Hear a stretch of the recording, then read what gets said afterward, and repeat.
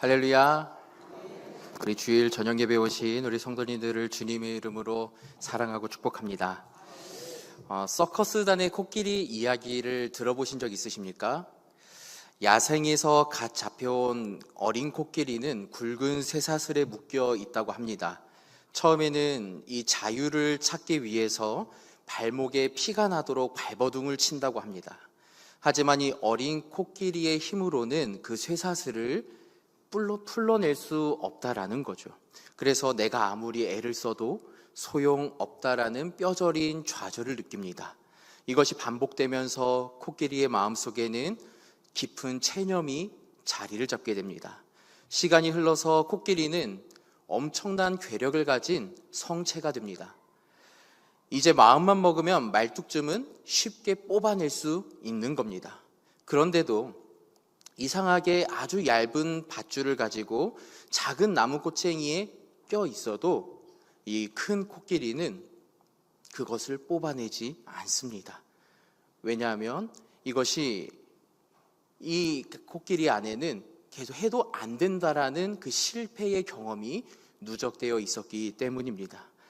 이런 이야기가 있는데 이 이야기 속에 코끼리를 주저앉힌 것은 과연 무엇일까요?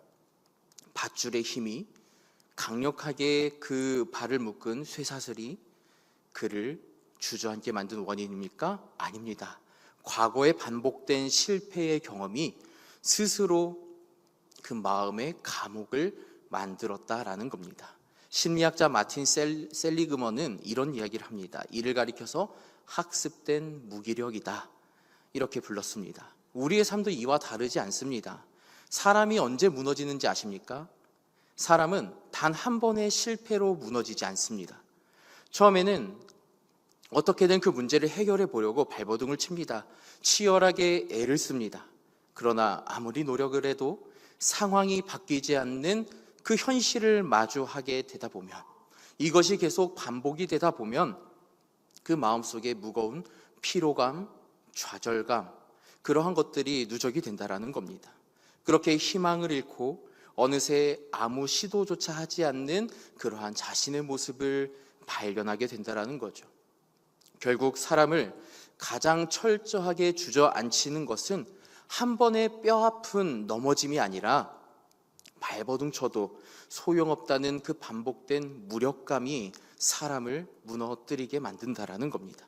오늘 본문의 내용은 오병이어의 놀라운 기적을 경험한 직후였습니다. 수천 명이 배불리 먹는 하나님의 능력을 두 눈으로 목격한 제자들은 아마 그 마음이 한껏 부풀어 있었을 겁니다. 그런데 예수님께서는 제자들을 재촉해서 즉시 반대편으로 건너가라고 말씀하십니다. 그런데 얼마 지나지 않아 제자들이 자신의 한계를 경험하는 것이 우리 오늘 본문의 메시지입니다. 갈릴리 바다의 잔뼈가 굵은 어부들이 다수 포진되어 있던 예수님의 제자들입니다. 그들에게는 그 건너편으로 가는 그러한 그 경도가 4에서 5km 정도 된다고 합니다.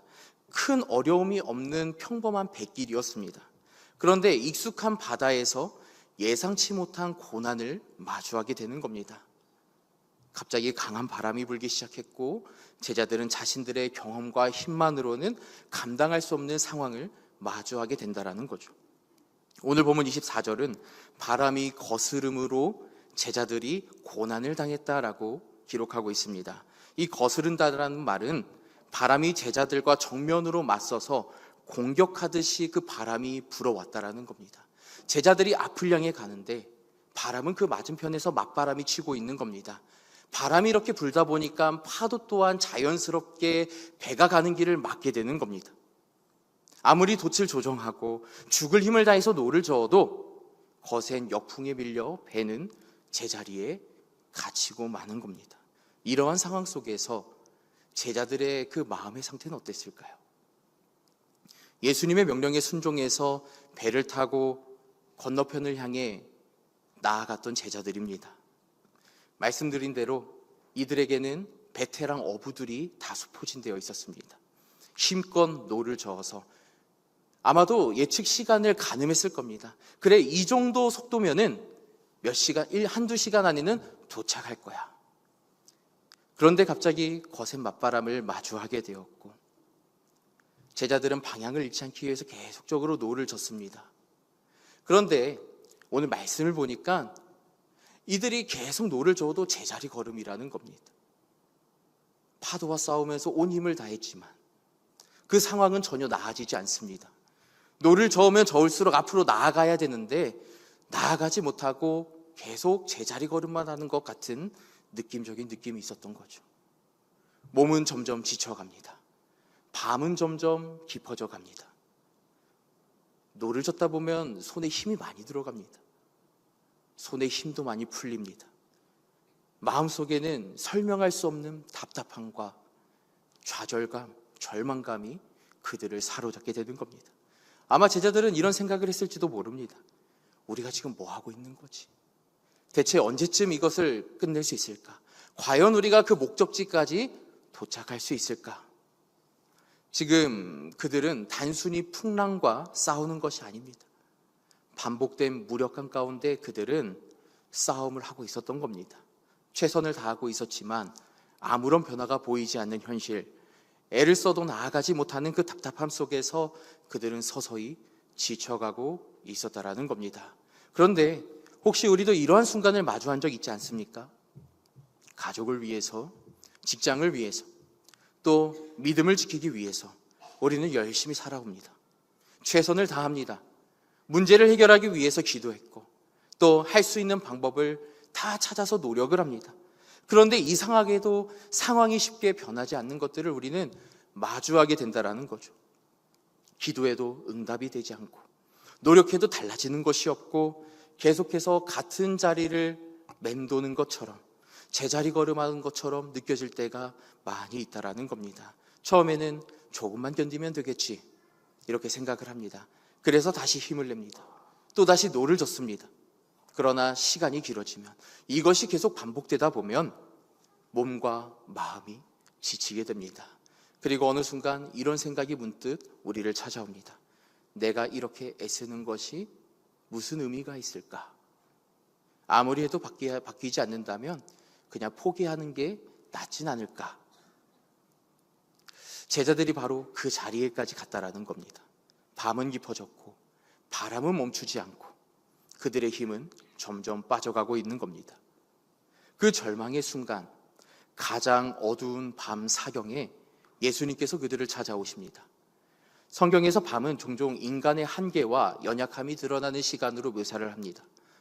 아무것도 보이지 않는 시간, 자신의 힘으로 앞을 헤쳐가 나가기 어려운 상황. 특히 유대인들은 밤을 여러 경계로 나누어서 이해를 했는데 밤 사경은 새벽 3시에서 새벽 6시 사이라고 합니다. 가장 어두울 때를 이야기하는 것이 바로 밤 사경인 겁니다. 제자들의 힘이 완전히 바닥난 시점인 겁니다. 저녁에 자신 있게 출발했던 그들은 이제 노를 저을 기력조차 남지 않은 채 어둠 속에 갇혀 있는 겁니다. 밤 사경이 지나도록 이미 도착하고도 남을 시간인데도 불구하고 밤 사경이 되도록 나아가지 못하는 그들입니다. 여기서 중요한 사실을 우리는 발견합니다. 예수님께서 그들을 찾아오시는데 풍랑을 이겨낸 다음에 찾아오시지 않았다라는 겁니다. 어떻게 제자들이 그 문제를 해결한 다음에 찾아오시지도 않았습니다. 중요한 것은 그들의 자신의 한계를 인정할 수밖에 없는 그 순간 예수님께서 그들에게 오셨다라는 겁니다. 밤 사경은 제자들에게는 절망의 시간이었지만 예수님께는 그 영광을 나타내는 시간이었다라는 겁니다. 그리고 예수님께서 그 물 위를 걸어오셨다라는 것은 단순히 놀라운 기적을 보여주는 것이 아닙니다. 제자들이 두려워했던 그 바다, 그들을 꼼짝하지 못하게 했던 그 상황, 그들이 감당할 수 없었던 그 환경을 예수님께서 발 아래에 두고 계신다라는 것을 보여주고 있는 겁니다. 제자들에게는 바다는 두려움의 장소입니다. 하지만 예수님께는 그 바다는 걸어오시는 길이 되었다라는 겁니다. 제자들에게 바람은 그들을 막아서는 장애물이었지만 예수님께 바람은 다스림의 대상이었습니다. 오늘 우리에게도 이런 밤 사경의 시간이 있지 않습니까? 우리 인생에 아무리 노력을 해도 앞으로 나아가지 않는 것처럼 느껴지는 시간이 있습니다. 어제까지는 감당할 만한 일들이 어느 순간 무겁게 느껴지는 때도 있습니다. 해결될 것이라는 그 문제가 생각보다 오래 지속되기도 하고, 기도하면 길이 열릴 것 같은 소망이 보였지만 여전히 제자리에 머물러 있는 그러한 순간들. 어떤 분들에게는 그것이 질병의 문제일 수도 있습니다. 검사 결과를 기다리는 그 긴 시간, 낫지 않는 그 몸의 고통 속에서 언제까지 이 시간을 견뎌야 하지, 이런 생각이 찾아온다라는 겁니다. 어떤 분들에게는 관계의 문제일 수도 있습니다. 사랑하는 사람과의 갈등이 쉽게 풀리지 않아서 아무리 대화하고 노력을 해도 마음의 거리가 좁혀지지 않는 그 시간을 마주하게 된다라는 겁니다. 또 어떤 분들에게는 삶의 무게일 수도 있다라는 거죠. 경제적인 어려움, 미래에 대한 불안감, 자녀들에 대한 걱정, 반복되는 실패와 좌절 속에서 나는 지금 무엇을 하고 있는가, 이런 질문을 하게 되는 순간이 우리의 삶 가운데에 찾아온다라는 겁니다. 이때 그 누구보다 우리는 밤 사경의 시간을 보낸다라는 겁니다. 아무리 눈을 들어봐도 빛이 보이지 않고 그저 깜깜한 어둠 속이라는 겁니다. 처음에는 누구나 다 노를 젓습니다. 해결하기 위해 노력을 합니다. 기도합니다. 방법을 찾습니다. 그리고 또다시 일어납니다. 그러나 그 시간이 반복되고 길어지다 보면 힘이 점점 빠지고 어느 순간 문제보다 더 무서운 것을 만나게 됩니다. 그것은 그 문제의 상황이 아니라 아무리 해도 달라지지 않을 것 같다라는 그 마음의 절망감이라는 겁니다. 그런데 오늘 본문은 우리에게 놀라운 사실을 보여주고 있는데, 제자들이 밤 사경에 있을 때에 예수님은 그들을 잊고 계신 게 아닙니다. 예수님은 그들이 어디에 있는지 알고 계셨고 그들이 어떠한 상황인지도 알고 계셨다라는 겁니다. 가장 지쳐있는 그 순간, 아무것도 변하는 것이 없을 거라는 그 느껴지는 그러한 순간들, 더 이상 내 힘으로 버틸 수 없다라고 생각되어지는 그 시간 속에서 예수님은 그 두려워하는 그 환경 위에 서서 우리를 찾아오신다라는 겁니다. 밤 사경은 제자들에게 가장 어두운 시간이었습니다. 그러나 빛 대신 예수님께서는 그 어둠 속에서도 우리를 향해 걸어오시는 분이라는 겁니다. 그래서 예수님께서 제자들에게 말씀하십니다. 안심하라, 나니 두려워하지 말라. 아멘. 이 말씀은 단순히 괜찮아, 걱정하지 마 라는 그런 위로의 말이 아닙니다. 예수님께서 먼저 제자들에게 자신이 누구인지를 알려주는 말씀입니다. 나니, 이 말씀은요, 나다라는 의미를 넘어서 내가 여기 있다라는 임재의 선언입니다.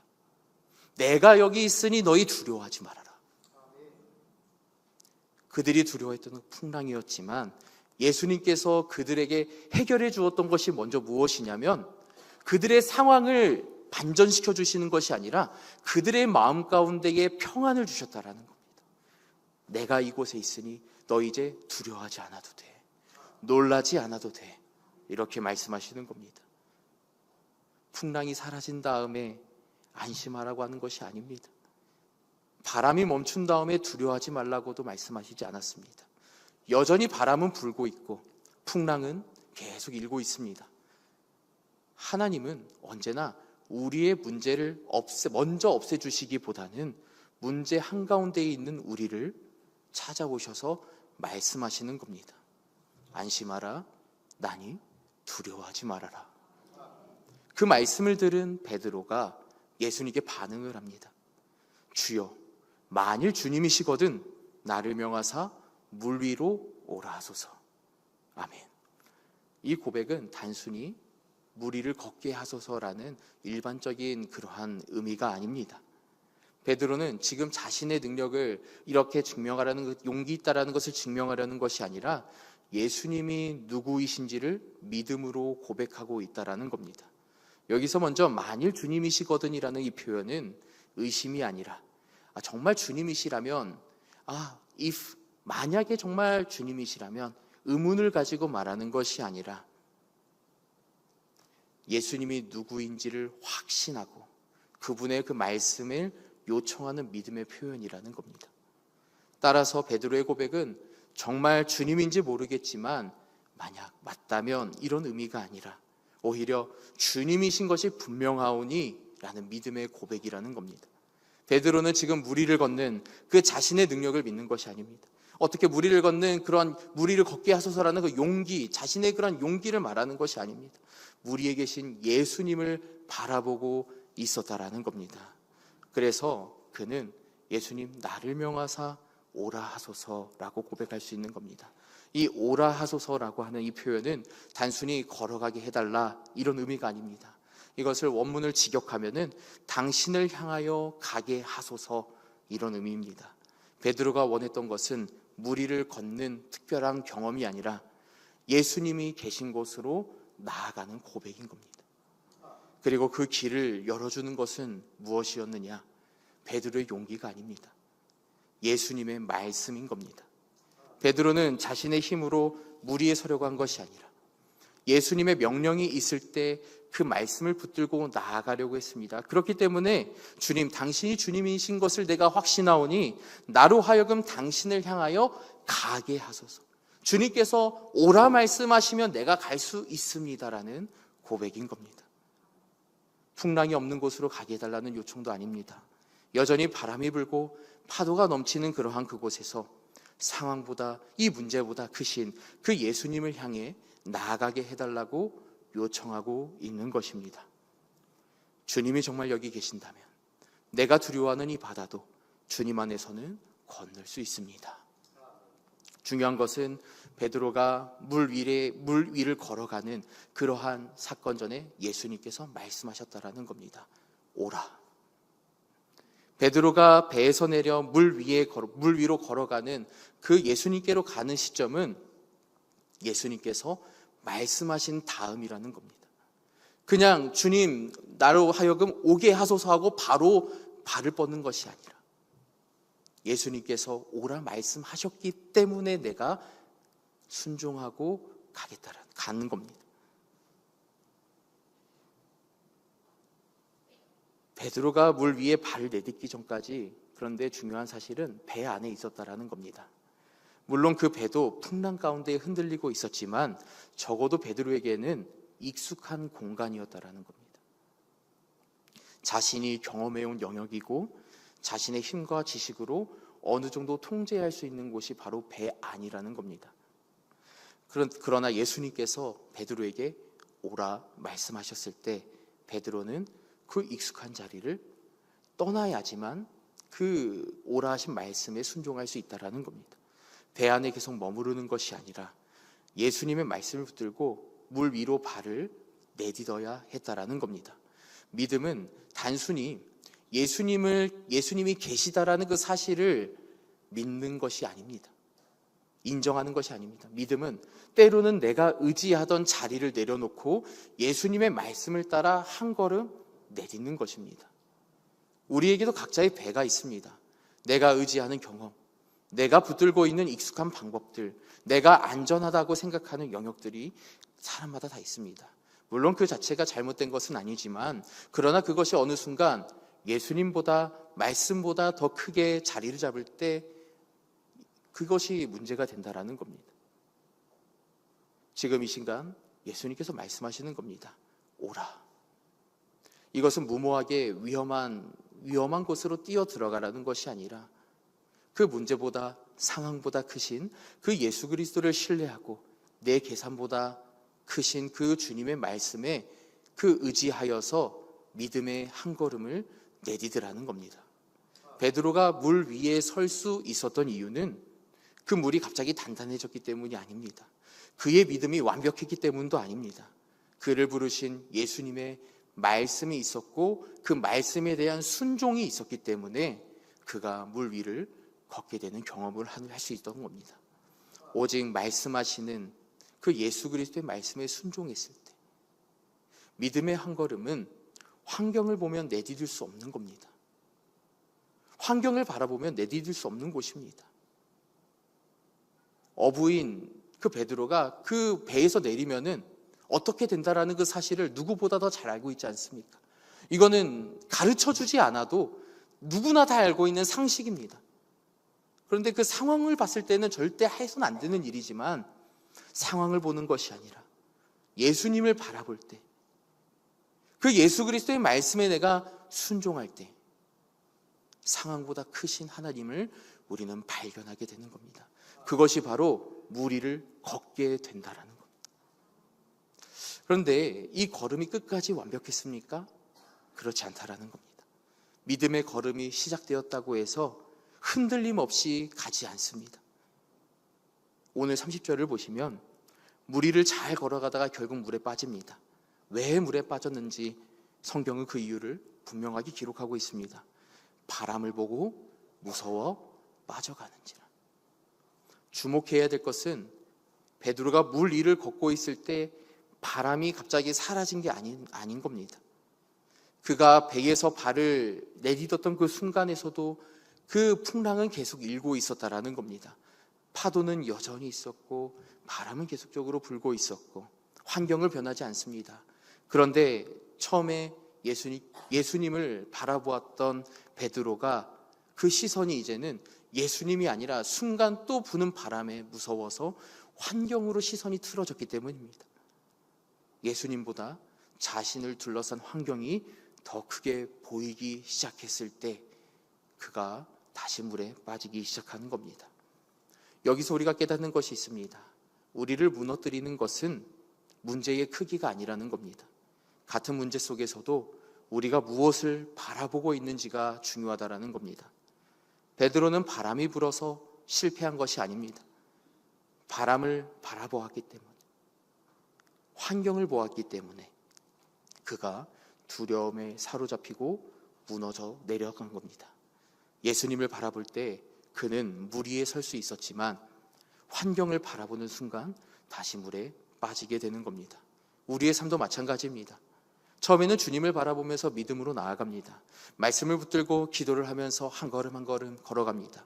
그런데 시간이 지나다 보면 우리의 시선이 바뀌게 됩니다. 주님보다 이제는 문제가 더 커 보이고 하나님의 약속보다 현실의 상황이 더 크게 느껴질 때가 있다라는 겁니다. 왜 아직도 해결되지 않을까? 정말 하나님이 나와 함께 하시는 것이 맞을까? 그 순간 우리는 베드로처럼 흔들리기 시작한다라는 겁니다. 그런데 여기서 우리는 중요한 사실을 발견해야 되는 겁니다. 믿음이 있다는 것은 결코 흔들리지 않는다는 뜻이 아닙니다. 진짜 믿음은 흔들리지 않는 사람이 아니라 흔들리는 순간 누구를 찾느냐? 바로 예수님을 찾는 사람이 믿음이 있는 사람입니다. 믿음이 우리가 신앙생활을 하면서도 분명하게 흔들릴 때가 있고 넘어질 때가 있다라는 겁니다. 근데 그 순간 누구를 찾느냐? 홍해 앞에 선 이스라엘 백성들을 보시기 바랍니다. 이스라엘 백성들도 베드로와 마찬가지로 극한의 위기를 만납니다. 홍해 앞에 서 있었고 뒤에서는 애굽의 군대가 쫓아옵니다. 애굽의 군대가 눈에 보이기 시작하자 이들은 이렇게 이야기합니다. 출애굽기 14장 10절은 이렇게 기록합니다. 이스라엘 자손이 심히 두려워하여 여호와께 부르짖고. 겉으로 보면 하나님께 부르짖은 것처럼 보이지만 이어지는 11절을 보면 이런 말을 합니다. 애굽에 매장지가 없어서 당신이 우리를 이끌어내어 이 광야에서 죽게 하느냐. 그들은 눈앞에 보이는 바로의 군대를 보고 두려워했다라는 겁니다. 자신들을 구원하신 하나님보다 현재 자신들을 향해 죽을 기세로 달려오는 그 애굽의 군대가 더 크게 보였다라는 겁니다. 그들의 문제는 홍해가 아니었습니다. 그들을 가로막고 있는 그 홍해가 문제가 아니었습니다. 그들의 진짜 문제는 이 위기 속에서 하나님을 구원자로 바라보지 못했다라는 겁니다. 그렇기 때문에 하나님을 원망하고 왜 우리를 이곳에 꺼내어내어서 왜 우리를 죽게 만드느냐. 그런데 베드로는 어떻습니까? 베드로 역시 상황과 환경을 보았습니다. 베드로도 두려워했습니다. 그래서 물에 빠집니다. 하지만 베드로는 원망하지 않습니다. 그는 외칩니다. 주여 나를 구원하소서. 아멘. 베드로는 예수님을 원망하지 않았습니다. 주님 왜 오라고 하셔서 다시 나를 물에 빠지게 하십니까? 라고 이야기하지 않습니다. 주여 나를 구원하소서. 예수님께 구원의 손길을 요청하는 겁니다. 그는 여전히 예수님이 자신을 이곳에서부터 건지실 수 있는 분이라는 사실을 붙들었기 때문입니다. 이스라엘 백성들도 두려워했고 베드로도 두려워했습니다. 그러나 이들의 차이는 두려움의 유무가 아닙니다. 두려움 속에서 누구를 바라보고 있느냐, 이 차이였다라는 겁니다. 우리의 삶의 풍랑 속에서 우리가 삶을 살아가다 보면 수많은 풍랑들을 만나게 됩니다. 그 속에서 우리는 흔들릴 수 있습니다. 때로는 베드로처럼 시선을 잃고 넘어질 수도 있습니다. 여기서 중요한 것은 넘어지지 않는 것이 아니라 넘어졌을 때 주님을 찾느냐, 이 문제인 겁니다. 예수님은 완벽하게 걸어오는 사람만 붙잡아 주시는 분이 아닙니다. 때로는 낙심하고 넘어져서 힘겨워하고 있는 그를 향해 그를 건지시는 분이 바로 예수님입니다. 그래서 우리는 그러한 상황에 있을 때 주님, 나를 구원하여 주시옵소서, 주님께 도움을 구해야 되는 겁니다. 왜냐하면 주님은 그 즉시 손을 잡아 건져내 주시는 분이기 때문입니다. 사랑하는 성도 여러분, 서두에 말씀드린 그 코끼리 이야기를 기억하십니까? 그 큰 코끼리를 붙잡아 둔 것은 밧줄이 아니라 해봐야 소용없다는 마음의 감옥이었습니다. 어쩌면 오늘 우리를 배 안에 주저앉힌 것도 풍랑이 아니라 바로 무력감일지도 모릅니다. 그러나 오늘 본문은 그 마음의 감옥을 여는 열쇠를 보여주고 있습니다. 베드로를 물 위에 세운 것은 그의 힘이 아니라 그를 부르신 예수님의 단 한마디였습니다. 무력감에서 벗어나는 길은 내 힘으로 다시 발버둥을 치는 것이 아닙니다. 나를 부르시는 그 주님의 말씀을 붙들고 익숙한 배에서 한 걸음, 믿음의 한 걸음을 내딛는 겁니다. 그때에 주님께서 우리를 부르시는 겁니다. 오라. 그때 우리가 아멘하고 순종하고 믿음의 한 걸음을 내딛을 때 그 걸음이 완벽하지 않아도 괜찮습니다. 베드로처럼 바람에 흔들릴 수도 있습니다. 그래도 괜찮습니다. 그때 우리는 바로 주님, 나를 구원하여 주시옵소서, 그 한마디에 주님은 그 즉시 우리의 손을 붙잡아 주실 겁니다. 사랑하는 성도 여러분, 익숙한 배에서 이제는 내려 예수 그리스도의 말씀에 믿음의 한 걸음을 내딛으시길 바랍니다. 우리의 바다의 크기가 아니라 바다 위에 계신, 우리 문제 위에 서 계신 예수 그리스도를 바라보면서 믿음의 한 걸음을 걷는 우리 모든 성도님들이 되시기를 예수님의 이름으로 축복합니다. 기도하겠습니다.